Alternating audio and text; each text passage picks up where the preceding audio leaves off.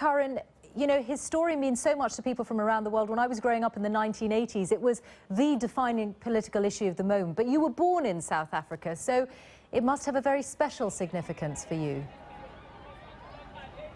Yes, it really does, Mishal. I was born not far from here in central Johannesburg, and we left here in 1976, just a month or so after the Soweto uprising, just in these streets here where so much violence occurred, so much blood was shed. We've just been hearing from Nigel, our cameraman, who was an ambulance driver in that very episode, that there are bullet holes around here and in Nelson Mandela's former house in the walls still showing. So yes, even though we left the country and emigrated, the story of Nelson Mandela and then his emergence from prison as something we've watched so closely. And also for people like my parents, who are very strong supporters of the anti-apartheid movement, it has just been an incredible story to watch happening from afar, and also to come here and experience the South Africa of now since 1994.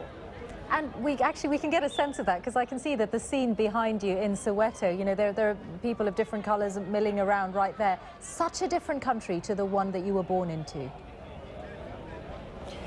It really is, because I remember going to the beach on visits to relatives and just being shocked, because growing up in the UK, obviously there was nothing like it, but seeing signs on the beach saying net blankies, only whites, and different entrances into shops, different parts of the transport system. You'd go in first class if you were white, second class if you were coloured or Asian, and third class if you were black. And that sort of thing, I mean, just being treated as first class just because you were white was just so strange, because growing up in the UK, it was a real alien thing to a child visiting back then. So since then, you know, it has changed immeasurably. There are still so many things, so many challenges this country has, and just from the perspective of visiting it quite often, there are areas where you would say it's now economic apartheid rather than apartheid within the law. But it is truly amazing, and to hear of the opportunities that many black children are now getting that they just simply didn't get back then. Yeah, that their parents couldn't dream of. Karin, we'll be back with you later on for more of our live coverage from Soweto, but for now,